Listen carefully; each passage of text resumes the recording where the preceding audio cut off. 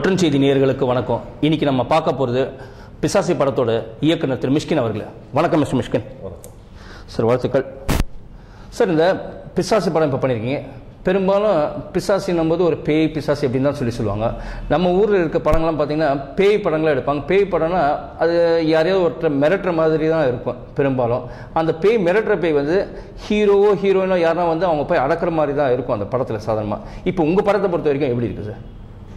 பேசிக்கலாக பிசாசுன்றது வந்து ஒரு நம்ம இது வரைக்கும் நம்ம எக்ஸ்போஸ் ஆன அந்த ஜானரில் நம்ம தமிழில் சொல்லப்பட்ட கதைகள் வந்து ஒரு பெண் கொலை செய்யப்படுவாள் அல்லது கெடுக்கப்படுவாள். அப்புறம் அவன் வந்து ஆவியாக வந்து யார் வந்து அது தீங்கு இழைத்தாங்களோ அவன் வந்து பழி வாங்குவான். இதுதான் ஒரு பேசிக்கலான ஒரு ஸ்ட்ரக்சர். இந்த ஸ்ட்ரக்சர் அவங்க அந்த ஆவி வந்து ஒரு வீட்டில் இருக்கும். அந்த வீட்டில் வந்து யாராவது வருவாங்க, ஒரு இன்னசென்ட் பீப்புள் வருவாங்க, அவங்கள வந்து ஆன் பண்ணும். அவங்களுக்கு இதுலேருந்து எப்படி அந்த கதாநாயகனும் கதாநாயகியும் வெளியே வர்றாங்க அப்படின்றத ஒரு கதையாக இருக்கும். இதில் வந்து நான் என்ன பண்ணியிருக்கேன்னு கேட்டால் வந்து ஒரு பிசாசுனா சின்ன வயசுலேருந்து வந்து ஒரு பயத்தை கொடுக்கறது, அது மோசமானது, அது ஒரு ஈவில் அப்படி தான் நான் சொல்லி வளர்க்கப்பட்டிருக்கேன். அதை நான் வந்து இதில் கேள்வி கேட்டிருக்கேன். ஏன் அப்படி இருக்கு, ஏன் வேறு மாதிரி இருக்கக்கூடாது அப்படின்னு சொல்லிட்டு இந்த பிசாசு கதையை நான் வேறு ஒரு வடிவம் கொடுத்துருக்கேன். அது நீங்கள் படம் பார்க்கும்போது தெரியும். அடுத்ததாக நீங்கள் இளையராஜா இசையமைப்பாளர் இளையராஜாவை வந்து எப்பயும் ஒரு குருஸ்தானத்துலேயே வச்சு பார்க்குறவர். இந்த படத்தில் ஒரு புது இசையமைப்பாளரை அறிமுகப்படுத்திருக்கீங்களே, அதை பற்றி அதை கொஞ்சம் சொல்லுங்கள் சார். இல்லை, நான் ஓனாய் ஆட்டுக்குட்டி முடித்த உடனே நான் வந்து அடுத்த படம் வந்து நான் யார்கிட்ட புதுசாக ஒர்க் பண்ணணும்னு நான் டிசைட் பண்ணிட்டேன். ஏன்னா நான் ராஜா சார்ட்ட போகும்போது வந்து அது இன்னும் ரொம்ப மேன்மையான ஒரு படத்தோடு தான் அவர்கிட்ட போகணும் அப்படின்னு சொல்லி எப்பயுமே.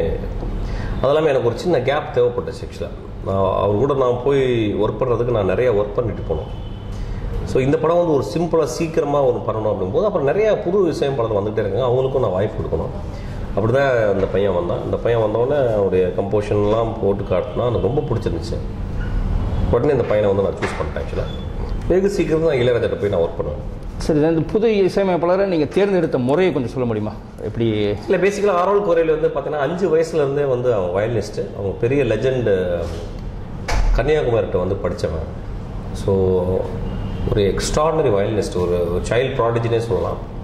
ஸோ இந்த படத்தில் அவன் வயலினை த்ரூ அவுட் அவனோட இன்ஸ்பிரேஷனில் தான் அந்த படத்தினுடைய கதாநாயகனே ஒரு வயலினிஸ்ட் ஆக்கிட்டான். ஆக்சுவலாக ரொம்ப பியூட்டிஃபுல்லாக மியூசிக் பண்ணியிருக்கான். ரொம்ப அழகான ஒரு பாட்டு இருக்குது. இந்த படம் ஃபுல்லாக வந்து ரீரெக்கார்டிங் வந்து ரொம்ப முக்கியமான ஒரு பேரை அவனுக்கு வாங்கி தரும்.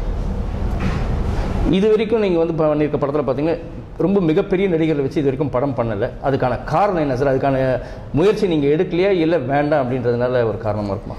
இல்லை, பேசிக்கலாக என்னுடைய கதைக்களங்கள் வந்து ஒரு சாமானிய மனிதர்களை பற்றிய கதைகள். ஒரு சாமானிய மனிதர்கள், ஒரு மிடில் கிளாஸ் ஃபேமிலியில் இருக்க ஒரு கேரக்டர்ஸை பற்றி தான் என்னுடைய கதைகள் இருக்கும், ஒரு நகரம் சார்ந்த. ஸோ இதில் வந்து ஒரு சூப்பர் ஒரு பெரிய ஹீரோக்கள் வந்து அதுக்கு தேவையில்லை. ஏன்னா கதாபாத்திரங்கள் ரொம்ப ஸ்ட்ராங்காக இருக்கும்போது I don't require an actor to help that. Actually ஒரு பெரிய கதாபாத்திரமாக இருக்கும்போது நம்ம பட்சத்தில் நான் வந்து ஒரு பெரிய ஹீரோவை போயிட்டு அந்த கதையை நீங்கள் ஷோல்டர் பண்ணால் நான் கேட்கலாம்.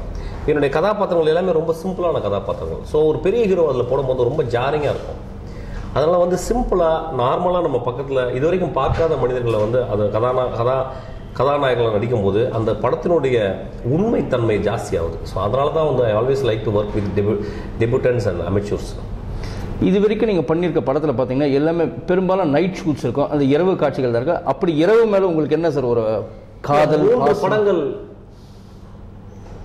3 படங்கள் வந்து இரவை நோக்கி பயணப்பட்டுருச்சு. அதாவது முதல் படம் வந்து யுத்தம் செய், அது வந்து ஒரு குடும்பம் கொலை செய்கிறது, அவங்க இரவை தான் தேர்ந்தெடுத்து கொலை செய்கிறாங்க.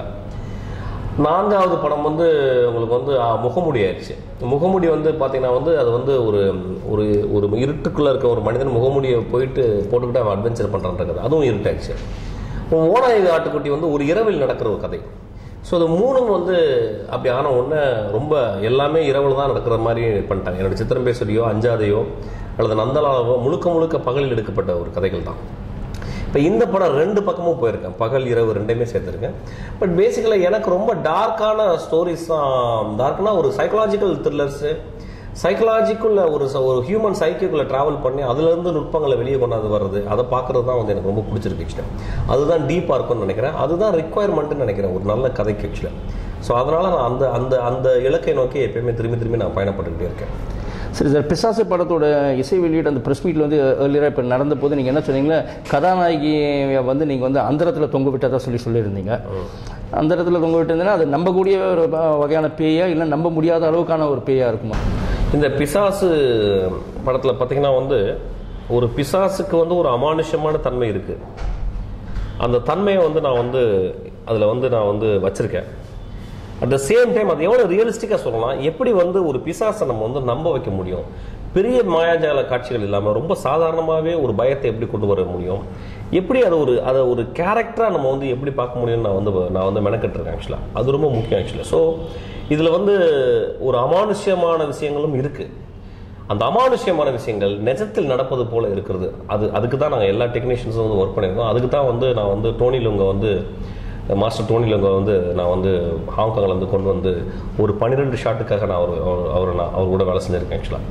So there are many technical heights in this movie.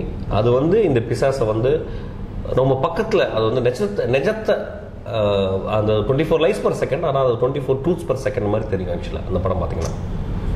இப்போ ரீசெண்டாக வந்து இந்த ஃபிலிம் வந்து சென்சார் பண்ணிட்டு யூஏ சர்டிஃபை பண்ணியிருக்காங்க. அதை பார்த்து அந்த சென்சார் எக்ஸாமினர்ஸ் அவங்க எதனா வாட் வேர் தேர் கமெண்ட்ஸ் அதை பற்றி என்ன சொல்லியிருக்காங்க சார்? இல்லை ஆக்சுவலாக வந்து ஒவ்வொரு படம் முடிஞ்ச பிறகு அந்த அவங்க கமெண்ட்ஸ் நிச்சயமாக சொல்லுவாங்க. பட் அதை வந்து நான் இங்கே வந்து பகிர்ந்துக்க கூடாது. ஏன்னா that is actually the secret between censor people and us actually. ஏன்னா அவங்களும் ஒரு மிகச்சிறந்த விமர்சகர்கள், மிகச்சிறந்த ஒரு ரசிகர்கள். ஸோ அதை வந்து நான் வந்து ஒரு பொது சபையில் சொல்ல முடியாது. ஸோ அவங்க ஆஃப்டர் வாட்சிங் தட் மூவி ஒரு கட்டு கூட கொடுக்காம அது பிசாசு சம்பந்தமான ஒரு பயம் சம்பந்தமான ஒரு கதையாக இருக்கும் பட்சத்தில் ஒரு பேரண்டல் கைடன்ஸ்க்காக யூஏ கொடுத்துருக்காங்க ஆக்சுவலாக. ஸோ இன்ஃபேக்ட் நான் அவங்களுக்கு ரொம்ப நன்றி கடன் பட்டிருக்கேன் யூஏ கொடுத்ததுக்காக. மிச்சபடி ஒரே வாரத்தில் சொல்லப்போனால் நல்ல படம்னு சொன்னாங்க. அதுதான் சந்தோஷம்.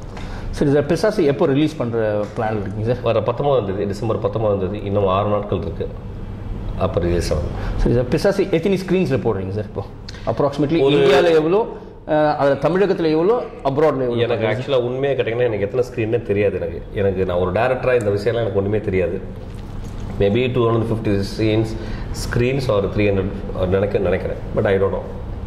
சரி சார், அடுத்ததான் நீங்கள் இயக்க போகிற படத்தை பற்றி டிசைட் பண்ணியாச்சா? அதுக்கான நடிகர் நடிகைகள்லாம் தேர்வு முடிஞ்சிடுச்சா, இல்லை கதையெல்லாம் இன்னும் கதை களத்தில் தான் இருக்கிறீங்களா? ஆக்சுவலாக ஒன்றுமே நான் யோசிக்கவே இல்லை. இந்த 19 முடித்தோடனே ஒரு வாரத்தில் நான் வந்து வெளிநாடு போகலான்னு இருக்கேன். போயிட்டு ஒரு 2 மாதம் கழித்து வரும்போது என்ன தோணுதோ அது வந்து கதையாக மாறலாம். அது இப்போ அதை பற்றி எந்த ஒரு சிந்தனையுமே கிடையாது. நான் முழுக்க பிசாசுவினால் ஆக்கிரமிக்கப்பட்டு வாழ்ந்து கொண்டிருக்கிறேன். சரி சார், இறுதியான ஒரு கேள்வி சார். இப்போ நீங்கள் இது வரைக்கும் பண்ணியிருக்க படம்லாம் தமிழில் தான் பண்ணீங்க. தமிழை தவிர்த்து வேறு எந்தையாவது ஒரு மொழியில் வந்து நீங்கள் டைரக்ட் ஃபிலிம் பண்ணுறதுக்கு சான்சஸ் இருக்கா? அதுக்கான முயற்சிகள் எடுத்திருக்கீங்களா, பண்ணுவீங்களா? இல்லை, முயற்சிகள் எடுக்கலை. முன்னால் ஒரு முயற்சிகள் நடந்துச்சு, அதெல்லாம் வந்து முட்டாள்தனம் நான் இப்போ நினைக்கிறேன். ஆக்சுவலாக எனக்கு வந்து அந்த மாதிரி பெரிய ஆம்பிஷன்ஸ்லாம் ஒன்றுமே கிடையாது. எனக்கு வந்து தமிழ் ரசிகர்கள் ரொம்ப அருமையாக என்னை பார்த்துக்கிறாங்க, என்னுடைய படங்களை வந்து நேசிக்கிறாங்க. ஸோ எனக்கு இங்கே படம் பண்ணால் போதும்னு நினைக்கிறேன். எப்பயாவது ஒரு இங்கிலீஷ் படங்கள் பண்ணுறதுக்கு வாய்ப்பு இருக்குன்னு நினைக்கிறேன். அது கூட ஒரு அப்படி ஒரு நிகழ்ச்சி வரும் வரையில் அப்போ யோசிக்கலாம். இப்போலாம் ஒன்றும் இல்லை. I want to stick in Tamil Nadu. I want to do only Tamil movies. ரொம்ப நன்றி மிஷ்கின் சார். இதுவரை பேட்டியை பார்த்த நேயர்களுக்கு நன்றி.